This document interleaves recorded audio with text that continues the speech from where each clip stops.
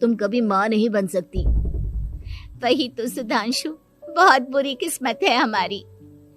लेकिन माया, हम अपनी किस्मत को इतना क्यों कोस रहे हैं? हम दिलीप भाई साहब के बेटे को अपने बेटे की तरह ही प्यार कर सकते हैं ना? हाँ जी, बिल्कुल सच कहा। मैं भी वैसा कर सकती हूँ। चाची हूँ, उसे छोटी माँ का प्यार नहीं दूंगी क्या? कुछ दिनों के बाद दिलीप का एक दोस्त दिलीप से मिलने के लिए आता है। अरे क्या बात है दिलीप, बधाई हो बधाई। और घर तो काफी बड़ा है तुम्हारा। वैसे तुमने अपने बेटे के बारे में क्या सोचा है? भैया और क्या सोचेंगे, बस उसे पढ़ा लिखा कर अफसर बनाएंगे, उसकी पढ़ाई पर खर्च करेंगे। अरे भाभी, आपकी तो इतनी सारी प्रॉपर्टी है, आपको किस बात की चिंता? ले देकर एक बेटा ही तो है। अरे नहीं दोस्त, तुम गलत समझ रहे हो। इस घर में मैं और मेरा छोटा भाई दोनों रहते हैं। इस घर का आधा हिस्सा मेरे छोटे भाई का है। अच्छा, कितने बच्चे हैं तुम्हारे छोटे भाई के? भैया उनके साथ ना कुछ प्रॉब्लम है। मेरी देवरानी कभी माँ नहीं बन सकती। अरे फिर किस बात की चिंता? अरे मैं तो कहता हूँ अपने बेटे के भविष्य के बारे में सोचिए ही मत। बस ये घर उसके नाम करवा दीजिए। देखिए, आपके भाई का भी कोई बच्चा नहीं है तो सब कुछ आपके बेटे को ही मिलना चाहिए। लेकिन ऐसा करना क्या सही होगा? अगर उनका बच्चा नहीं है तो क्या हुआ? ये घर आधा उनका है, उनकी जो मर्जी है वो करे। अरे कैसी बात करते हो? उनकी कोई औलाद नहीं है, वो क्या करेंगे प्रॉपर्टी अपने नाम रखकर? हाँ वैसे भाई साहब, आपकी बात तो बिल्कुल सही है। अब जो कुछ भी है वो हमारे बेटे का ही तो है। आखिर वही तो इस घर के वंश को आगे बढ़ाएगा। मैं कल ही देवर जी से बात करती हूँ। अगले दिन सुधांशु और माया, इधर आओ। तुम दोनों से एक बहुत जरूरी बात करनी है मुझे। बताइए ना भाभी, क्या बात है? आपको कहीं जाना है तो आप अपने बेटे को मेरे पास छोड़कर जाइए, मैं ही पूरा दिन रख लूंगी उसे। अरे नहीं माया, वो तो मुझे पता है। मैं किसी और चीज के बारे में बात करना चाहती हूँ। बताइए ना भाभी, क्या बात है? देखिए देवर जी, आपका कोई बच्चा है नहीं, लेकिन मैं जानती हूँ कि आप हमारे बेटे को अपने बेटे की तरह ही प्यार करते हैं। भाभी, बेटी की तरह नहीं, वो हमारा ही बेटा है। मेरे लिए तो वो मेरा ही बच्चा है। वही तो फिर क्यों ना ये सारी प्रॉपर्टी हम मेरे बेटे के नाम करवा दे? क्योंकि तुम्हारा हो या मेरा, हम सबका एक ही तो है बेटा। लेकिन भाभी, अभी तो वो सिर्फ 1 साल का है। अभी से प्रॉपर्टी उसके नाम करवाने का क्या मतलब है? देखिए देवर जी, जो काम जितना जल्दी हो जाए ना उतना अच्छा। आने वाले वक्त का क्या भरोसा। भाभी, भरोसा क्यों नहीं, हम तो हमेशा आपके बेटे को माँ बाप की तरह ही प्यार करेंगे। हाँ, लेकिन फिर भी मैं चाहती हूँ कि ये सारी प्रॉपर्टी मेरे बेटे के नाम हो जाए। अब मुझे नहीं लगता तुम दोनों को इसमें कोई भी परेशानी होगी, है ना? भाभी, वैसे तो आप जो कह रही हैं वो बहुत जल्दबाजी है, लेकिन फिर भी अगर आपको ऐसा लगता है तो ठीक है। कल ही प्रॉपर्टी के पेपर बनवा लीजिए, मैं और माया उस पर साइन कर देंगे। इस तरह से अगले दिन प्रॉपर्टी के पेपर बनवाकर सारी प्रॉपर्टी दिलीप और कावेरी के बेटे के नाम पर करवा दी जाती है। कुछ दिनों के बाद सुधांशु, सुबह सुबह ये कौन लोग आ गए हैं तुम्हारे घर पर? भैया, वो ऊपर वाला कमरा खाली पड़ा था ना, सोच रहा था किराएदार रख देता हूँ। लेकिन किराएदार रखने से पहले आपने हमसे पूछा भी नहीं। भाभी, इसमें आपसे पूछने वाली क्या बात थी? हमें एक ही कमरे की जरूरत थी, इसलिए सोचा दूसरा कमरा किराए पर दे देते हैं, कुछ इनकम हो जाएगी। अरे माया, ये सारी प्रॉपर्टी अब मेरे बेटे के नाम पर है और यहाँ पर जो कुछ भी होगा उसके लिए तुम्हें मेरी या दिलीप की परमिशन तो लेनी पड़ेगी ना। हाँ सुधांशु, तुम्हारी भाभी ठीक ही तो कह रही है। अब देखो, तुमने खुद अपने हाथों से ये प्रॉपर्टी हमारे बेटे के नाम की है। वह अभी बहुत छोटा है, तो इस घर से रिलेटेड सारे फैसले तुम्हें हमसे पूछ कर लेने चाहिए। भाभी, हमें तो लगा था कि आप हम लोगों से बहुत प्यार करती हैं, लेकिन आप तो हमारे साथ भेदभाव करने लगी। अरे, इसमें भेदभाव करने वाली क्या बात है? और मैंने कौन सा तुमसे कुछ गलत मांग लिया?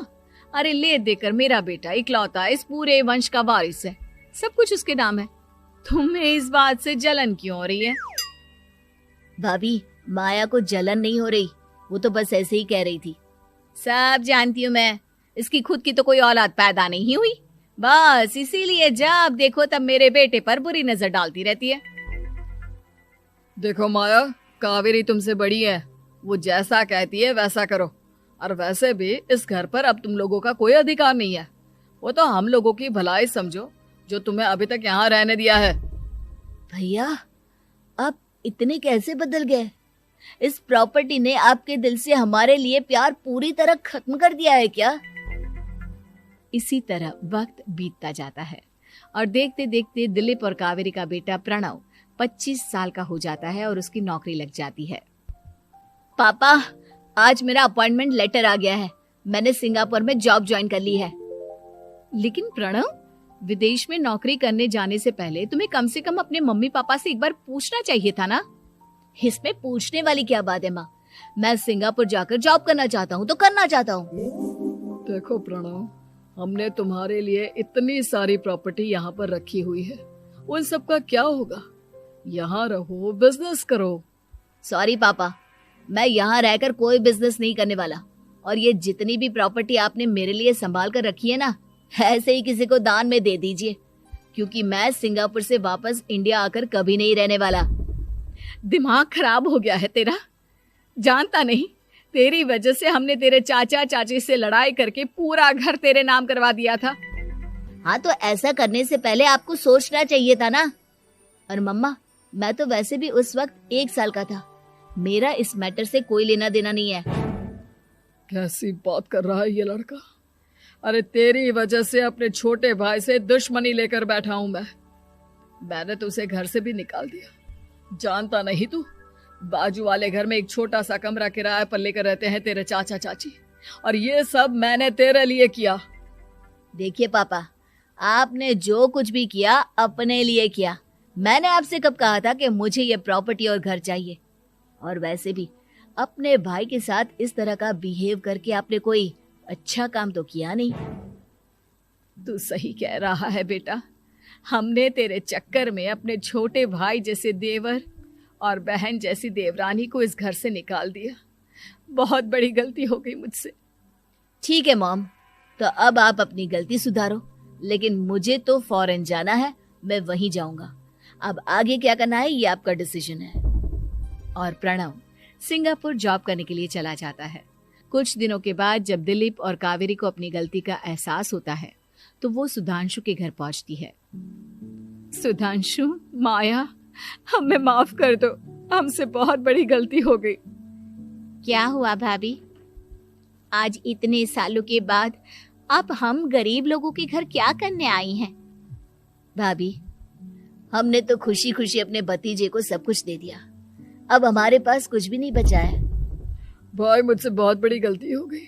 जो तेरे जैसे भाई को मैंने प्रॉपर्टी के चक्कर में घर से निकाला, और जिसके लिए मैंने ये सब कुछ किया, वो खुद ही विदेश चला गया। भैया भाभी, जिस बेटे के लिए आपने हम लोगों को इतनी तकलीफ दी, आपस के प्यार को बिगाड़ा, जब वही आपसे दूर चला गया तो आपको इस बात का एहसास हुआ। लेकिन माफ कीजिए, अब हम आपके साथ रहने के लिए उस घर में नहीं आ सकते। नहीं नहीं माया, ऐसा मत कहो, मुझसे बहुत बड़ी गलती हो गई।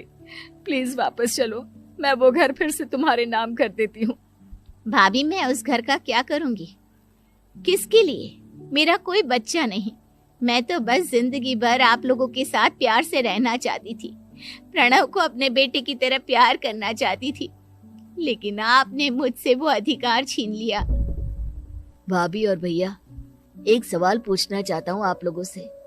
जो बच्चा कुछ ही दिन पहले दुनिया में आया हो, जिस बच्चे के भविष्य का आपको पता ही ना हो, उसके लिए अपने पुराने रिश्तों को तोड़ देना, अपने सगे रिश्तेदारों से दुश्मनी मोल लेना, उनके साथ झगड़ा करना, उनकी बेइज्जती करना, क्या ये सही है?